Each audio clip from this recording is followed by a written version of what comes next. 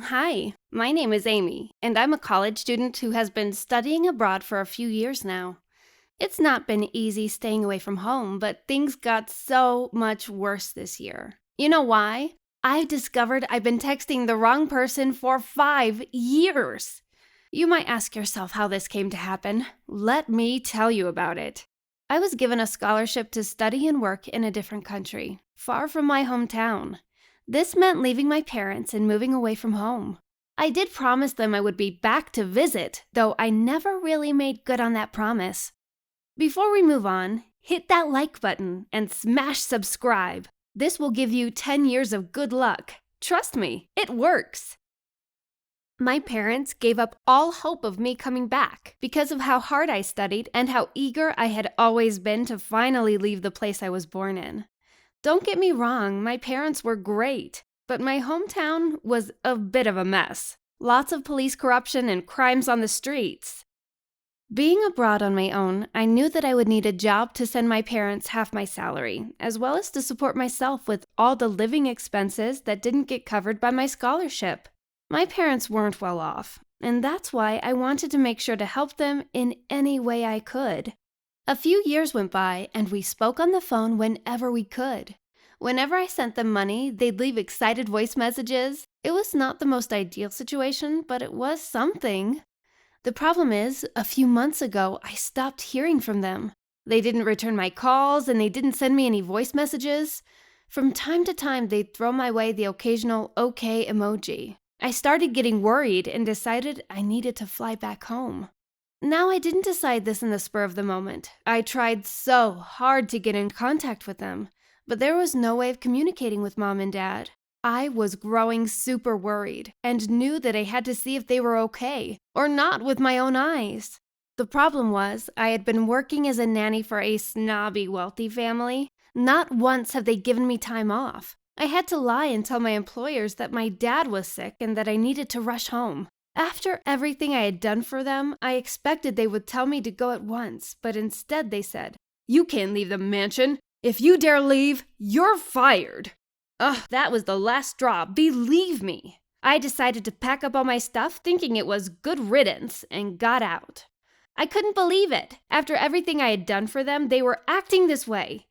But I let go of my anger and focused on how excited I was to get home. I used the last of my savings to buy a plane ticket. I could live with my parents and they would just take care of me like I took care of them for all these years. When I finally got home, I felt like my whole world came crashing down. It looked so messy, even from the outside. When I walked inside, I noticed it smelled like someone hadn't showered in months, and the place was dark. I stepped into the kitchen, and instead of seeing my parents standing there, I found myself face to face with a fat, hairy stranger, and he looked more shocked than I did. We both screamed at the same time, saying, "What are you doing in my home?"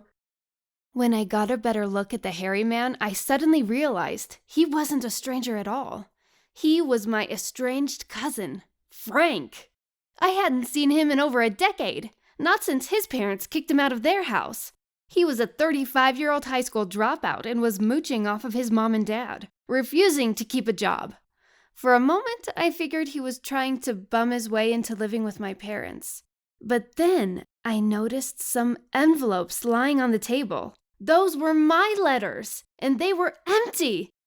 My cousin saw me looking at them and said, "Someone has been sending money to the house." I yelled at him and told him I knew that. It was me sending the money. He looked so surprised and tried to hug me, but I stepped away. "Cousin!" I yelled, clearly faking happiness. "I haven't seen you in years. Then you must be the one who sent all those nice messages, too." I asked him where my parents were and why he'd been answering the texts meant for them. He explained, "They haven't been home in months. I was just house-sitting. Your parents had received a letter from the college you studied at claiming your daughter has been kidnapped, and they needed to go over straight away." Honestly, I was so shocked that I didn't even stop to think how ridiculous this all sounded. I rushed to the police station and explained everything that was going on. Looking through the police database, they noticed that there was no missing person report submitted and that my parents' house was foreclosed due to the fact that they hadn't deposited the last payments. I couldn't understand why this would happen since I always sent money to help them get by. I decided to return home to confront my cousin. He had to know more than he was telling me. Sitting on the front porch, I noticed my cousin chatting quite loudly with 3 other people. I decided to listen in on them, and what they said shook me to my core. My cousin told the other moochers, "I'm sure she believed what I told her. No one's going to figure out we were the ones who sent the fake letter." They chuckled, and one of them said, "She fell for it too easily."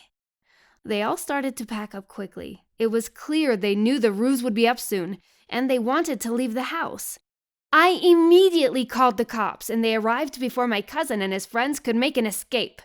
At the station, they finally admitted that they had sent a fake letter claiming I had been kidnapped and were sure to keep sending creepy messages to the address my parents had given my cousin.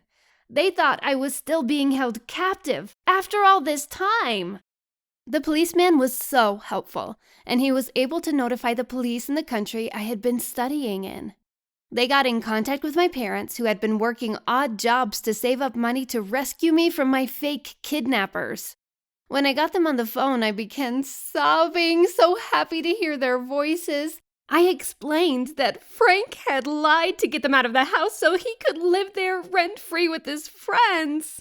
They were so relieved. It took them some time to get the money to fly back, and in the meantime, I cleaned up the entire house to make sure they arrived at a beautiful home instead of the pigsty my cousin had turned it into. Believe me when I say I've never hugged anyone tighter than I did my mom and dad the minute they stepped off the plane. Thanks for watching. What's the craziest lie someone in your family ever told you? Tell us all about it in the comments. Don't forget to subscribe and check out other videos on the channel.